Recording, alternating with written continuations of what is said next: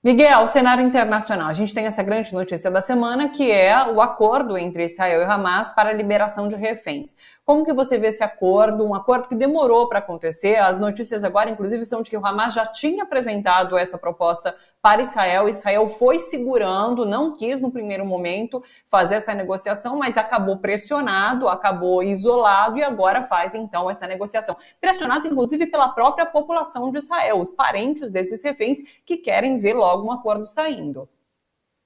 E mais do que isso, até, Thalita, em relação à pressão, mas já falo sobre isso. Do ponto de vista humano, o acordo ele é ruim. Por que ele é ruim? Porque ele é muito pior do que a proposta brasileira apresentada há mais de um mês, e nós poderíamos ter poupado, nós, a humanidade, 14 mil vidas que se perderam, especialmente, né, de mulheres e de crianças.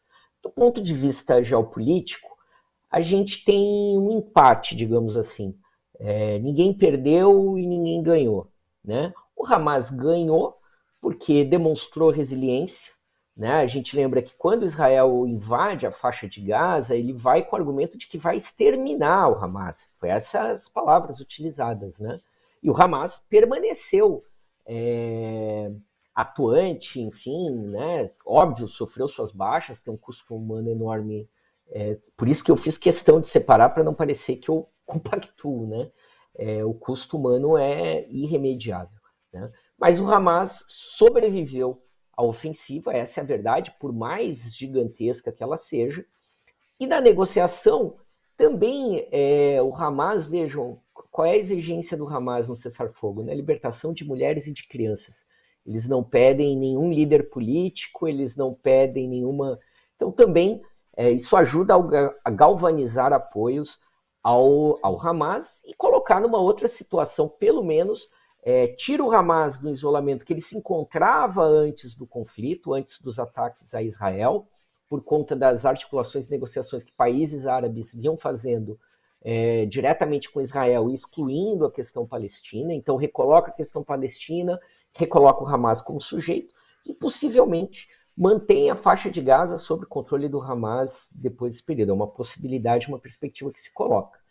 Israel sai forte também, porque, como eu disse, a proposta é muito pior do que as propostas de cessar-fogo que o Brasil tinha apresentado na Comissão de Segurança. Demonstrou resiliência também, porque uma série de protestos, né, de apelos humanitários, etc., mas se manteve fiel e negociou quando quis negociar. Então, nessa queda de braço entre esses dois sujeitos, só quem perdeu foram os 14 mil vidas aí que nós tivemos nesse processo desnecessário, né?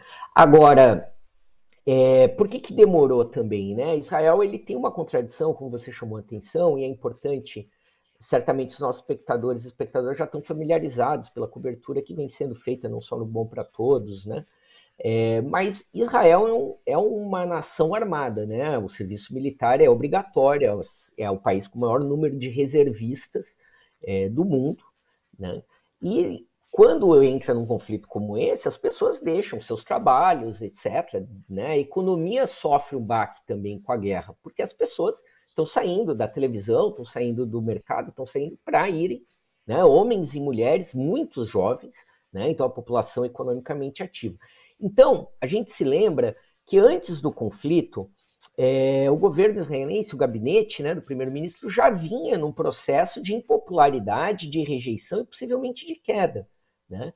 A guerra pausou esse processo e é de interesse, óbvio, do gabinete do primeiro-ministro prolongar para que não volte a enfrentar os problemas domésticos. Mas aí que vem a contradição.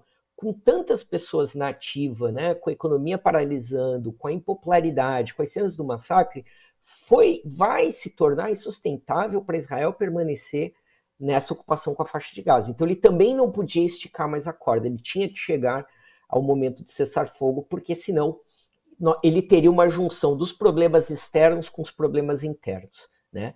Nesse encerrando, supondo que a gente não tenha uma retomada das hostilidades dos dois lados, né, a tendência é que Israel vai cuidar novamente dos seus problemas internos e nada garante que essa guerra possa aumentar a sobrevivência do atual governo de Israel. Pelo contrário, Eu acho que acelera uma possível queda. Então, daí a contradição. Quanto mais tempo em guerra, mais problemas internos, mas quanto menos tempo em guerra, mais rápido é obrigado a se debruçar com esses problemas internos, né? Então, do ponto de vista humanitário, é bom, mas é tardio. E do ponto de vista geopolítico, nós não temos derrotados, além da humanidade, né? E que não é pouco. E, enfim, né? E agradou aos dois lados, né? A prorrogação vinha de alguma maneira também beneficiando o Hamas, que esperava uma ação do Hezbollah ou a possibilidade de outras forças, o que não veio a acontecer, e agradava também a Israel por conta desses problemas internos que eu mencionei, né? Então agora nos chama a atenção o que serão os próximos passos. E aí, na semana passada eu fiz um comentário e me chamou a atenção que essa semana o correspondente do Washington Post na faixa de Gaza, que obviamente tem um lado, está favorável pró-Israel, pró-Estados Unidos, etc., colocou uma ideia que a gente já mencionava aqui como uma possibilidade, que era Israel não sabia o que fazer na faixa de Gaza, né? E aí ele vai trazendo entrevistas com oficiais, com soldados, etc., que demonstra isso, de que da parte dos soldados, né, há um desejo de que a guerra seja curta, de que eles retornem para casa, né, como eu digo, por esse perfil de que não são, na sua maioria, soldados profissionais. E, por outro lado, divisões dentro do alto comando israelense sobre o que fazer de fato.